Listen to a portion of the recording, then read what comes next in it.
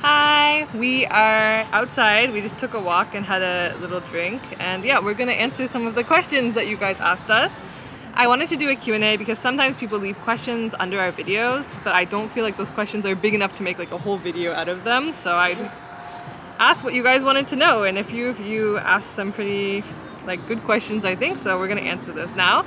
If you're curious, Hayden is having a fun time at kindergarten right now. He's not with us at the moment. So I'm going to start with my favorite question. I'm wondering what your husband does for a living. It seems like he's home a lot. Does he work from home? Are you all independently wealthy so that neither of you have to work for a living? Why does he have so much free time to go to cafes and all the other little outings you do? I always have read that Koreans are workaholics as part of their culture, but you and your husband seem to have a lot of leisure time. I was always wondering when we make videos if people are getting the impression like we're like jobless, like rich people who are just like crazily spending our money, which it seems like, but we're really not. So I'll let you answer. What do you do for a living? I'm a really typical normal salaryman. Yeah, he has a typical Korean job. But luckily my company's welfare is really good, especially about maternity leave and paternity leave. Mm-hmm. So I could manage to have like long period of break time. So I used paternity leave for a year. So that's why I'm like here with my family and raising my baby. And yeah, that's why I look like jobless always. So he's actually like one of the first people in his company to ever take a year off for paternity leave. No, not the first one, but like it's really uncommon. yeah, in the field area, several people tried before as a guy, but in the office area, I was kind of one of the first. Yeah, first. And one of the main reasons was that when I gave birth this time, it was at the beginning of the pandemic, and I was supposed to have my family come and help me and have their support, but I ended up being like isolated and really depressed, and I just couldn't deal with things. So he decided to take his paternity leave to help me. That made me depressed too. So yeah, I was infecting him. Yeah, I had to take some time and take care of my family because I could see like it's kind of like mentally we were collapsing. Yeah, we were really not doing well at the beginning. We were so happy that Hayden was in our lives, but we were not handling all the changes well during this like huge pandemic that happened. Like it was just really, really harsh. So that's why he's not homeless, sorry, jobless. Yeah, we worked hard, so we have enough money to enjoy our break time without like worrying. And like luckily for me, I just finished my job, so they have like a job finishing money, so we were able to get that to help us to survive this jobless period for both of us. And Korean welfare is quite stable for maternity leave and paternity leave parents. But I have to say, usually only the girls get the benefit. I know a lot of men who are fathers in Korea, and they usually only get like 10 days off, like a month off maximum. Like 3 to the max. Legally, fathers can insist they're off, but for their career or for tons of reasons, and also they also need to think about their coworkers and stuff. So Yeah. I also had really hard time to decide, but luckily my team members and my department and my company allowed this, and yeah. I was lucky. There are like for people some consequences though, like you might not get promoted or stuff. So yeah, Korea is a workaholic culture. This is a bit unusual, but I think we're both happy. I'm happy. You're happy, right? that we used the time off together. It's a great moment. It's a really like rare and special year for us. Like we get to spend this much time together and with the baby. So okay, are you all independently wealthy? No, absolutely not. We have debt. But we're really hardworking, and Jay's really good at saving money. He's like very frugal. Not like so frugal, as you can see, we go to cafes and stuff. But keep in mind, like I only film when we're doing something. Like all week long, we're just chilling at home, and then I'm like, oh, we're gonna do something today, so maybe I should film. So it might look like we're always doing something, but think like that's like the one time in the week that we're doing something, because that's usually how it is. So no, we're not, unfortunately, all independently wealthy. And I also have been working. I've been working nonstop since I was 15. this is the first time in my life I've been like truly jobless. So, yeah, no. Yeah, for me as well, like from 2012, I've been working. Like, Yeah, you've also had part-time jobs. if I, except for like my job finding period. Yeah. Yeah. So yeah, that's the first question. That made me laugh so hard because I always thought people were getting that impression of us and I was right. We also always talk about those kind of things, like how our neighbors would think about us, especially me. Like we're I'm always walking like, around the wearing neighborhood, this hat and like growing out your looking- mustache. yeah, looking totally jobless. Would you ever consider moving back to Canada? Yeah. We always consider. I think we're like completely open-minded to any possibilities that might come our way, and we're just taking it day by day, like what's best for us. Like not only moving back to Canada, but for example, maybe I find a job in another country or Jay finds another job in another country. Like I think we'd also be open-minded to going anywhere, but we just have to weigh the pros and cons of like kids' life and expenses and blah blah blah blah blah. So Yeah, it's not about we're complaining all the time or not satisfied with our current situation. It's about we're lucky that we have options Yeah, to yeah, yeah. choose the situation, and we'll see how will our kids like yeah, here how things are or going. they want to do in the future, and for us as well.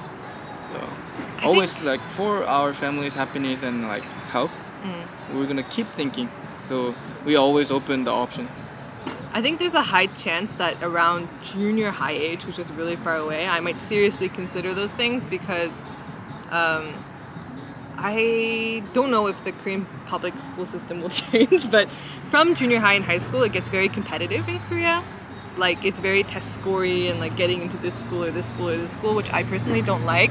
And the international schools here are very expensive, so maybe around that time there might be more of like a I don't know, debate about where we're gonna be or something like that. But for now, I think Korea is a really great country to raise kids actually, other than the air. But the air tastes great, so I mean. How did you make the decision to move to Korea and continue to stay there? How did you make the decision to leave Canada for good and be far from your family and friends? Why Korea over Canada as a place for you and your husband to start a family? I didn't plan to live here this long. It's all about your personality. You couldn't stand like doing the same thing and being like mono things and like being bored. You Yeah. wanted to do something new and like try to do something new and wanted to learn something, right? I was really adventurous. I always worked at my school's international center, like volunteer, and then I got a job there before I came to Korea. And I wanted to do an exchange before I graduated, and I chose 3 countries, Korea, Norway, and Japan. You have to choose 3 because it's quite a competitive program, so they kind of just send you wherever. And I ended up getting Korea, which was actually my first choice, because my best friend in Canada at the time was Korean, so I was a bit curious about her country because I didn't know much about Korea. So I came and I was just supposed to come for a year, but I ended up getting like an internship and learning Korean and like really liking how, I don't know, new and exciting and challenging it was, especially learning a new language for the first time. So when I finally had to go back home, I was like not ready to give up my Korea life. So I was thinking like, how can I come back to Korea? I was not planning to stay here this long, but anyways. So I found out that they have really great scholarship programs for their grad school. And Korea also has some great universities, so I applied to one of the better universities in Korea, and I got in. I only applied to 3. I was like, if I'm gonna get into one of these 3, I'll go to grad school, and if I don't, then I'll maybe go in Canada or something later. But I got in, and I did grad school there, and then, I don't know, we kept falling in love, and got married, and had a baby, and I don't know, It was just smooth. The Yeah, timing yeah. was really good, and like we found our job at the really right timing, and we were stable, and like everything worked so well, and yeah. we kept finding something new or something stable in Korea. So yeah, ended up living Staying. here. I've came in Korea for the first time since 2012, so I've been in Korea, except for I went home for 1 year, like 9 years. It's been 9 years since I first came here, right? Quite a long time. But yeah, there's just been no reason to live. Like, not live, sorry. I want to live. There's been no reason to leave Korea.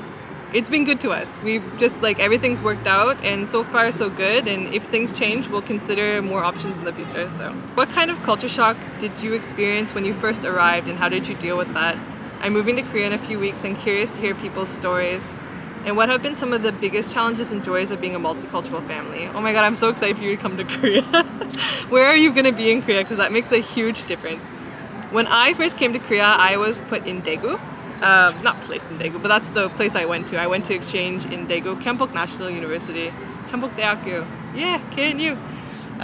It was a big culture shock because I think it's changed a lot, but when I first went there was like no English. So I was like not prepared. I could say like 안녕하세요 and like sorry, 죄송합니다, and that was it. So I remember like I used to only eat kimbap because that was the picture I could point to, so I hate kimbap now. Little things like that, but it was a bit of a shock, that thing. But it encouraged me to learn Korean quite fast at the beginning, which was nice. I've been here so long, I can't even remember what culture shocks I had. Just typical things like food sharing culture. Oh yeah, sharing food was weird for me because I used to be such a germaphobe, like sharing the same soup, or like there's a thing called bingsu in Korea. It's like this shaved ice dessert. Like everyone shares it together. Like that used to creep me out so bad. I can do almost everything except for ice cream. Like when we go to Baskin Robin, like ice cream place in Korea, they get like this giant tub of ice cream and they mix flavors and everyone's eating it together. Like that really bothers me.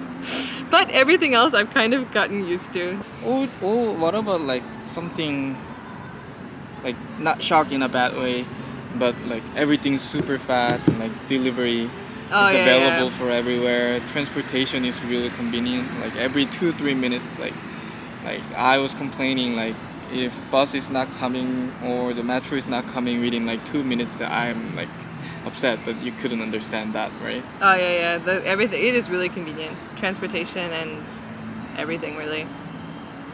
Oh, there was a lot of things, but I think one of the key things for me is I went to Korea with like super open mind.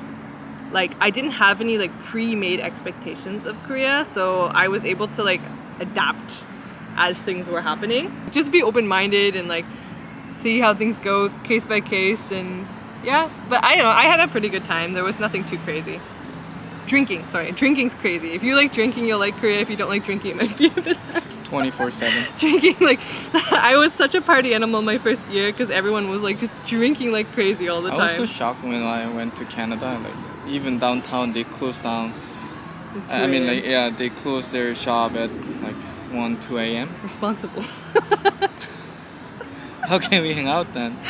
No one needs to hang out past And 2 a.m. in Canada, alcohol shop closed at 10 p.m. It's crazy. Here it's Like crazy. if we're drinking at like home and we wanted to get more liquor, like we always had to like decide like when it's 9:55 p.m. like should we run or not? Because they close at 10, which is ridiculous. But we have convenience store everywhere, 24/7. We can get alcohol Drinking every is crazy. single second. I loved it when I was a university student, but I've kind of grown out of it now. Like I still like it, but not to that level. But anyways, joys of being a multicultural family. Challenges and joys. We haven't had any too big challenges yet. Like we've been pretty lucky. I've heard of people who have had some like racist experiences or discrimination, but in our town and stuff, like no problems. I don't know. The joys, we just get to choose which culture we want to use day by day. Oh yeah. Like, I don't know. Just pick up only good things. Yeah, I take the good things from both. Do you have some name options for our new baby that we want to share? I am so uncomfortable with sharing the name because I don't want to get like, I don't want people to change my mind. So I'm going to tell you the name of the baby when she comes, but I will say we've chosen one. I'll tell you guys the name soon. Do you want to tell the name? No, we should not say, right? You'll know soon. She's ready. She'll come. I hope. 결혼하고 나서 배우자 비자는 매년마다 갱신해야 하나요? So this one's asking about like applying for a marriage visa or getting married to a non-Korean person. So we actually answered it, but just in case anyone else is curious as well, you have to apply for an F6 visa, which is a marriage visa in this case. And for us, it's been a while. Might have changed. I would call first of all the immigration line to double check the contents or documents, but we needed to supply proof that we were dating. Do you remember? Yeah, not just like a document couple or something, but about like actual relationship Proof. has been happening, you know? Yeah. So we submitted some photos and like letters and like stuff to show that we've been together for a while. And then we had the proof that we were financially stable.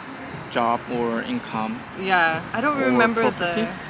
Yeah, they include job, income, property all together. But at the time we had nothing and we just had our stable jobs, but that was enough. Yeah. Well, I wouldn't say we had nothing. We had quite a decent like amount saved because we had the chonse, the house deposit system, so that counted towards it too. Did we? Yeah, we were living in the old house. Mm. So I'm sorry that I don't know the specific numbers. You have to look into it, but they do look at finances too, so that's important.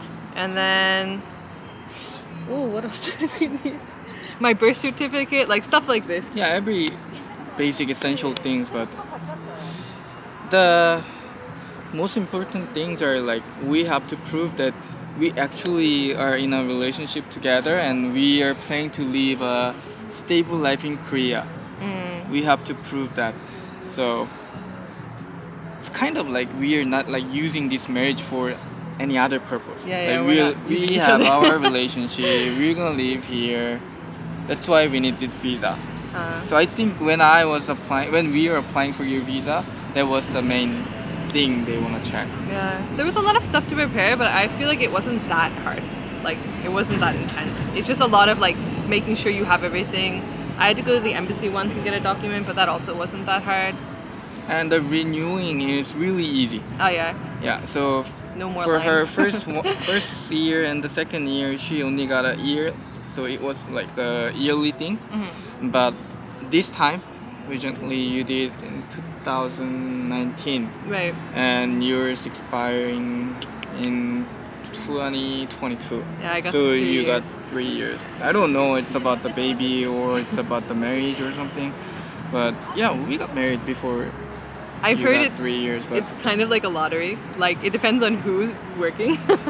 It depends on a bunch of things. So like, yeah, they must have their basic rules, but yeah. the administrator will decide in the end. So Yeah, I think it's because I have a kid, but I have another friend from another country who also has 2 kids, and she only got 1 year. So, yeah, and also it's different from country by country. So yeah, every country has different rules. but there's nothing written about it online. It's kind of like you're at the mercy of whoever you're meeting when you renew your visa. But after some time, usually you're given more time, like 2 to 3 years, to get your visa. So it becomes really comfortable. The new area where you live is a good place. Yes, I think so. It's a little bit inconvenient because there's not tons of like restaurants and stores like we had in Seoul. But Compared to Seoul, yeah. yeah. There's like everything we need, and it's really green. So I mean, we're in our new neighborhood right now. What do you think of our new neighborhood? Good? Yeah, I totally prefer. Yeah. We looked around at like a lot of places and like we were like a bit unsure about this place, but I'm so happy we moved here. Like if I think about all the other places we moved to, I don't think I would have been as happy there. So like why don't you make a live so everyone can comment and communicate with you guys for the Q&A? Maybe I will do a live again someday, but I'm honestly so shy when it comes to doing live videos. That's why I don't really do them. But We must have like awkward pause all the time.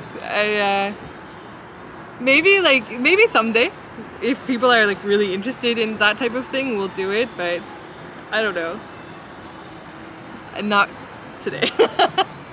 How does it feel living in Seoul after so long? We actually don't live in Seoul anymore. We moved like just outside of Seoul. We loved living in Seoul, but it was like perfect, I feel, for us before we had kids, because we were like wild party animals and we were really enjoying, I guess, the like 24-hour like nightlife and stuff. But now that we have a kid and stuff, I think that this type of neighborhood is much better. Seoul also has tons of green areas, but it's all about house. Yeah. Housing is the biggest problem. So Yeah. We have a question also asking about how we're planning to raise Hayden and our future baby bilingually. There's usually like two main ways that people go about this. So because the country we're living in, the main language Hayden's going to be exposed to is Korean, so we should use English at home. Some families use like only English at home, so Jay and I would only be speaking English. And then some families have like one parent is speaking always in one language and one parent is speaking in the other language. For me, when I'm with Hayden, other than like a few like little words here and there, I'm only speaking English. I'm trying to read him English books only, like just really exposing him to English. And then Jay is kind of doing a half and half. yeah, I think I should speak more English to him. I think it's okay so far. We also don't know in the future, like we want to send Hayden to an international school or just keep him in Korean education. Like if he goes to an international school, the school's main language will be English in that case. Maybe we might speak a little bit more Korean at home, but right now the plan is like English at home, Korean outside. Does Canada have dual citizenship? If not, do you consider the culture or power of the passport when you decided which to choose? Or will it be up to the child when they turn 18? This is a complicated question. Canada has dual citizenship. Korea technically has dual citizenship. Yeah. We really wanted to have a daughter both times, not because we wanted a girl over a son or something, but because once Hayden turns 18, he has to decide if he's going to military service or not.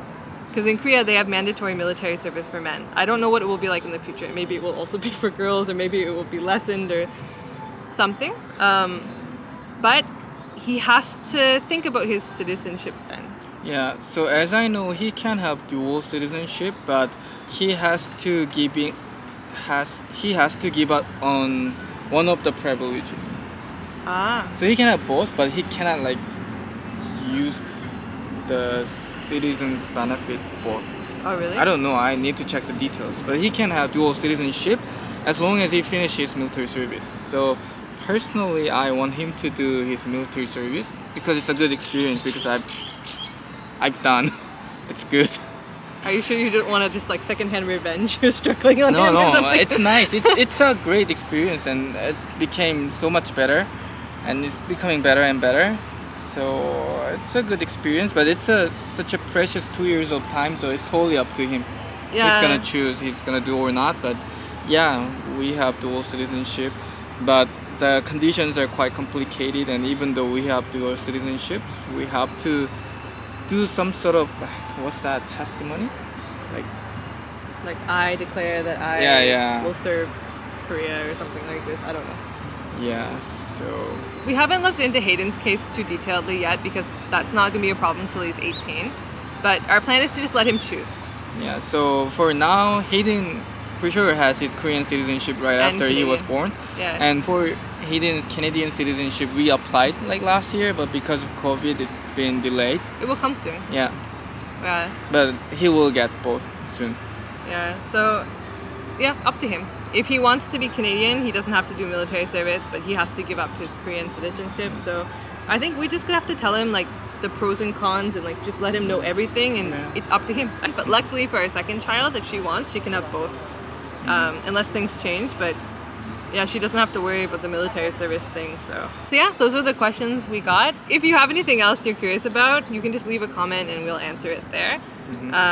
We'll let you know the name of the baby after she's born, just because I don't want to change my mind, and like I'm really sensitive to like oh, you shouldn't use that name because of this reason, da da da da da. Like I learned my lesson when we were thinking about Hayden's name, because everyone's opinions were like one person loves the name, one person hates the name, like all this, and it was like really affecting me. So the name is a secret. But yeah. Yeah. In summary, we are kind of half jobless. Temporarily jobless. We're happy. We're open to leave both Korea And or Canada. And also like citizenship and everything, it's up to our kids. Yeah. We're gonna do our best to raise our kids mentally and physically healthy, and they're gonna choose their future, and we're gonna be the best supporters. Yeah, and we're gonna try our best. That's it. And yeah. Yeah. This might be the last video. I mean, who knows? The baby can really come at any time She's huge. I'm 37 weeks now, and the last appointment she was already 3.6 kilograms. That was the weight that Hayden was when he came out. Like 8 pounds or something. Yeah, so... More than 8 pounds? I have another appointment next week, but yeah, we'll see. I mean, maybe there will be a video next week, or maybe the baby will be born. So we'll see what happens. But yeah, thank you for watching. Thanks for the questions. And I will see you guys again soon. So goodbye for now.